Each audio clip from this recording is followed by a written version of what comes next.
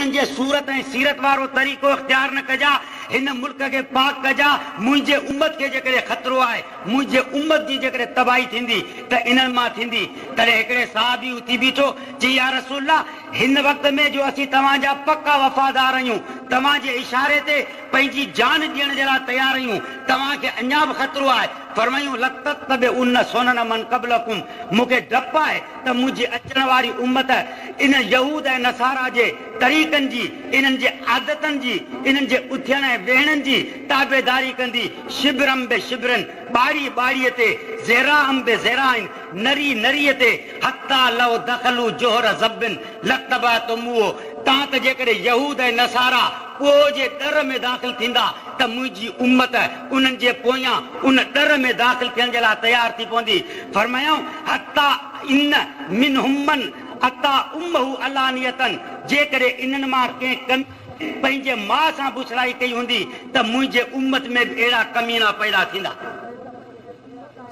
इहो ख़तरो हो जेको पैगंबर खे 1400 साल हिन खां अॻु में हो त मुंहिंजे उम्मत खे जेकॾहिं डपु आहे त इन यहूद ऐं नसारा मां डपु आहे। मुंहिंजा अज़ीज़ दोस्तो ऐं मुस्लमान भाइरो, यहूदियत ऐं नसरानियत चूंकि इस्लाम जी मुक़ाबिल रही आहे, तंहिंजे करे दुनिया जे तारीख़ ते नज़र विझो, जॾहिं इस्लाम ग़ालिब रहियो आहे तॾहिं यहूदी ऐं नसारा हमेशह मग़लूब ऐं कमज़ोर ऐं हीणा रहिया आहिनि। जॾहिं यहूदियत ऐं नसरानियत खे ग़लबो हासिल थियो आहे तॾहिं इस्लाम हमेशह कमज़ोर रहियो आहे, छो त ॿई पाण में मुक़ाबिल आहिनि। हिकिड़ो ग़ालिब आहे त ॿियो मग़लूब आहे। जेकॾहिं इस्लाम ग़ालिब आहे त यहूदियत ऐं नसरानियत इहा मग़लूब आहे। जेकॾहिं यहूदियत ऐं नसरानियत ग़ालिब रही आहे त पोइ इस्लाम जेको आहे सो मग़लूब ऐं कमज़ोर अची रहियो आहे। हिकिड़ो दौर हो जॾहिं असांजे अंदरि पंहिंजे प्यारे पैगंबर हज़रत मुहम्मद मुस्तफ़ा सल्लल्लाहु अलैहि वसल्लम जिन जी जज़्बो सम्झनि इत्तिबा जो मौजूदु हो, ताबेदारी जो असांजे अंदरि मौजूदु हो।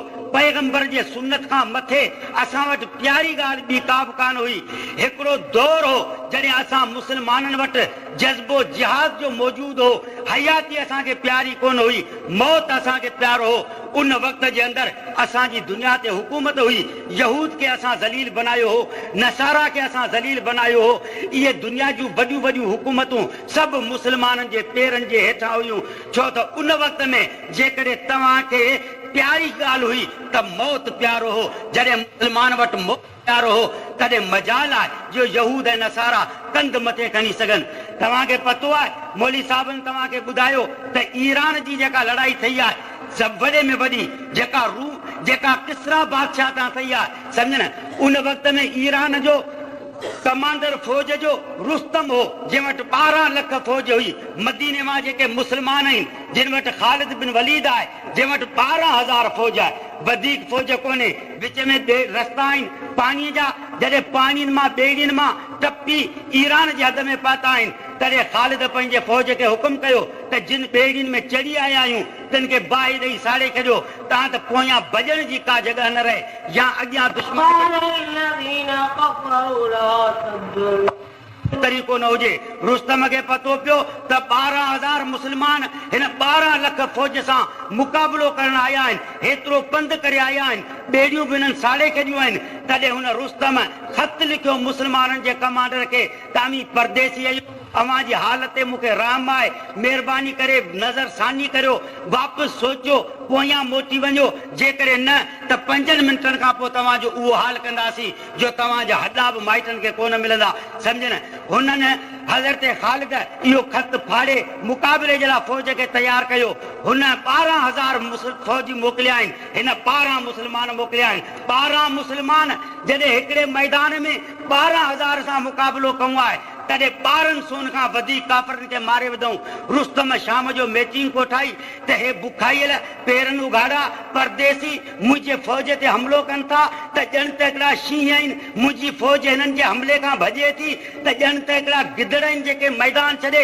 लूमड़नि वांगुरु भॼनि था। पंहिंजे फ़ौज खे पुछई त छा हक़ीक़त आहे, मूंखे त ॻाल्हि सम्झ में नथी अचे। तॾहिं हिकिड़े फ़ौजी चयो त व बिल लैल हुम रोबान व बिन नार हुम फुरसान, चई बादशाह रुस्तम के चई कमांडर साहब ये जेके ॾींहं जो तोसां विढ़नि पिया तेंजी पेशानी रात जो अल्लाह जे दर जे अॻियां झुकल आहे जंहिंसां अल्लाह जी ताक़त गॾु हुजे तंहिंसां तूं मुक़ाबिलो करे न सघंदे ऐं दुनिया खे पतो आहे तारीख़ जा किताब मौजूद आहिनि त इन्हनि 12,000 किसरा खे तबाह करे उन ते इस्लाम जो झंडो बुलंद कयो। मुंहिंजा अज़ीज़ दोस्तो इहे लड़ायूं ॾिसी यूरोप असांखे चवंदो आहे तमाम मां जेके पढ़ियल हूंदा तिन खे पतो आहे यूरोप चवंदो आहे त इस्लाम जेको आहे सो तलवार जे ज़ोर ते फैलियो आहे लड़ाइयुनि जे ज़ोर ते फैलियो आहे। इस्लाम तलवार उन माण्हू ते हलाई आहे जंहिं पहिरीं पहिरीं तलवार उघाड़ी करे इस्लाम ते जेका आहे सा ज़ाहिर कई आहे तंहिंखां पोइ इस्लाम उन ते तलवार हलाई आहे। मूंखे पतो आहे त इस्लाम जेको लड़ाई जे मैदान जे अंदरि पंहिंजो हमदर्दी ऐं शफ़क़त पेश कई आहे दुनिया जो को माण्हू नथो पेश करे सघे। जॾहिं हुज़ूर सल्लल्लाहु अलैहि वसल्लम जिन मके शरीफ़ जे अंदरि 10,000 फ़ौज वठी अची दाख़िल थिया हुआ 10,000 फ़ौज हुई ताक़त हुई पैगंबर उठ ते सुवार आहे अॻियां आहे। उन वक़्त में मके जा मुशरिक तारीख़ जा किताब लिखनि था त उन्हनि जे घरनि जे अंदरि उन्हनि जे घटियुनि जे अंदरि राज ऐं रोड मची वियो हो सभु कंहिंजे घर मां रुअण हो छो त उन्हनि खे पुराणा करतूत यादि हुआ त हिननि घटियुनि में असां पैगंबर जे पुठनि ते उठनि जा ओझरियूं रखियूं आहिनि हिननि घटियुनि में असां मुस्लमाननि खे मारियो आहे हिननि घटियुनि में असां मुस्लमाननि खे शहीद कयो आहे हर क़िस्म जी तकलीफ़ ॾिनी आहे। हेॾी फ़ौज वठी दाख़िल थिया आहिनि तॾहिं उन्हनि खे पतो हो त मुस्लमान अॼु असांजो बचो बि कोन छॾींदा पर पाण करीम जॾहिं मके में दाख़िल थियनि था उठ ते सुवार आहिनि 10,000 फ़ौज पोयां आहे त पंहिंजी पेशानी उठ जे कंध ते झुकाए छॾियो आहे काबतुल्ला जे दरवाज़े जे अॻियां अची बीठा आहिनि सहाबा किराम मुजरिमनि जूं लाइनूं लॻायो बीठा आहिनि वॾा वॾा ॾुहारी बीठा आहिनि। हिकिड़ो साहबी उथे थो चईसि अबू सुफियान ही आहे जंहिं हर लड़ाई में तव्हां सां मुक़ाबिलो कयो अबू सुफियान जी ज़ाल हिंद ही आहे जंहिं तव्हांजे चाचे हमज़े जो जिगर ओद जे मैदान में कढी चॿाड़े खाधो इब्ने ख़तर ही आहे जंहिं रंजियूं वठी तव्हांजे ख़िलाफ़ गाना ॻाराईंदो हो या रसूलुल्लाह इब्ने अब्बार ही आहे जंहिं तव्हांजे न्याणी ज़ैनब जे पेट में भालो हणी उनजो ॿार किराए विधो को मामूली मुजरिम कोन हुआ वॾा वॾा मुजरिम हुआ। अल्लाह जो रसूल हिननि मुजरिमनि ॾांहुं निहारे तंहिंखां पोइ बैतुल्लाह जे दरवाज़े ते नज़र कई फरमाई त ला तस्रीब अलैकुमुल यौम यग़फिरुल्लाहु लकुम तव्हां त वॾो ॾोह कयो आहे पर आउं मके में ज़ालिम थी दाख़िल कोन थियो आहियां तव्हां जेके बि आहियो तिन सभिनी खे पुराणा करतूत मूं माफ़ कया। बैतुल्लाह जे दरवाज़े ते बीह अल्लाह खां दुआ घुरां थो तव्हांखे माफ़ करे। आहे कोई यहूद ऐं नसारा जेको लड़ाई में पंहिंजो इहो नमूनो पेश करे सघे तव्हां चओ था त इस्लाम तलवार जे ज़ोर ते फैलियो आहे तव्हांजे बमनि सां मुस्लमान जा बच्चा शहीद थीनि था अव्हांजे एटम बमनि सां दुनिया जा शहर जेके आहिनि से तबाह थी चुका आहिनि हज़ारा माण्हू जेके आहिनि से तबाह थी चुका आहिनि पोड़ा माण्हू तबाह थी चुका आहिनि। पैगंबर जो ऐलान हो त लड़ाई में कंहिं पोड़े जो नालो न वरितो वञे कंहिं ज़ाल जो नालो न वरितो वञे कंहिं छोकिरे जो नालो न वरितो वञे कंहिं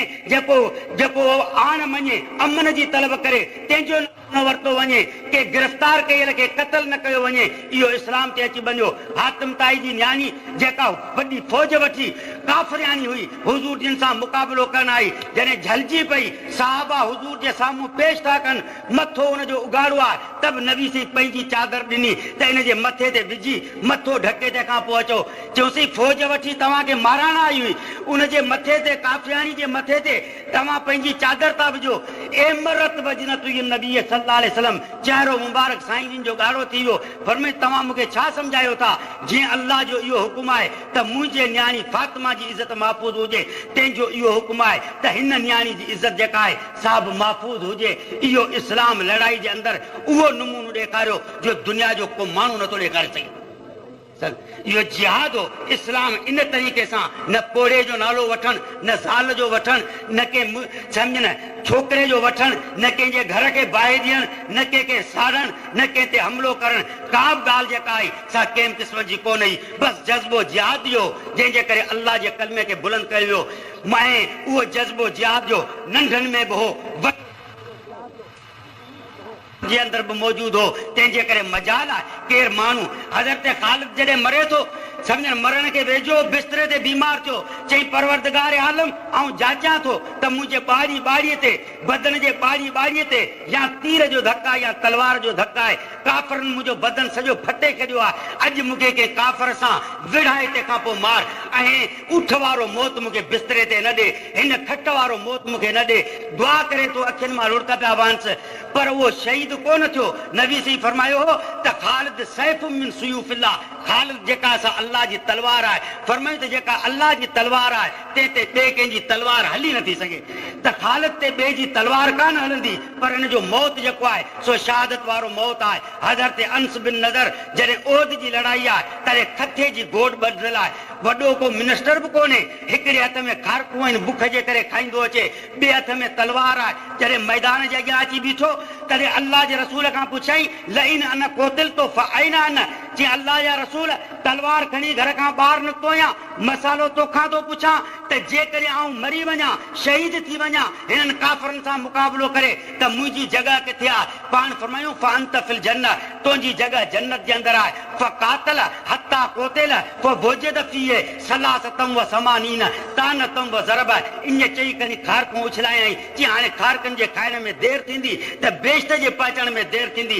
इन चई मुक़ाबिलो कयाई काफ़रनि खे मारींदे रहियो पछाड़ी में शहीद थी वियो जॾहिं हिन जो लाशो आंदऊं तॾहिं 83 तीरनि ऐं तलवारनि जा धक हिन जे हथ में हुआ जॾहिं हिकिड़े हथ खटिजी वियो त तलवार ॿिए हथ में झलई ॿियो हथ कटिजी वियो त तलवार वात में झले पे मुक़ाबिलो अची कई मुक़ाबिलो कंदे रहियो पछाड़ी में जॾहिं लाशो आंदो वियो तॾहिं 83 धक हुआ नबी सी फरमायो का वसीयत कई चई पछाड़ी में चई हुई त फुस्तो व रब्बिल काबा नबी साईं खे सलाम ॾिजा रब्बे काबे जो कसम मुंहिंजो मतिलबु पूरो थियो ऐं दुनिया मां कामयाब थियो पियो वञा ख़ुशि थियो पियो वञा तमन्ना इहा हुई त पैगंबर जे झंडे जे हेठां जान कुर्बान थिए अॼु उहो मतिलबु पूरो थियो कामयाब थियो पियो वञा नारे तकबीर इहो छाओ मुस्लमाननि जे शान सहाबा इहो छाओ मुस्लमान जे अंदरि जज़्बो जिहाद जो मुस्लमाननि जे अंदरि जज़्बो जिहाद जो तंहिंजे करे असांजो गर्दन जेको आहे सो बुलंद हो उन वक़्त में अमेरिका बि असांजो हो रूस बि असांजो हो इराक बि असांजो हो मिस्र बि असांजो हो बुखारा बि असांजो हो स्पेन बि असांजो हो कुर्तुब ऐं गरनाता बि असांजा हुआ सॼी दुनिया जेका हुई सा असांजे ताबे ते अची पती तव्हांखे पतो आहे त मुस्लमाननि जूं फ़ौजियूं हिन 60 अरबी समुंड लातारे हिन इंडिया ताईं जेके आहिनि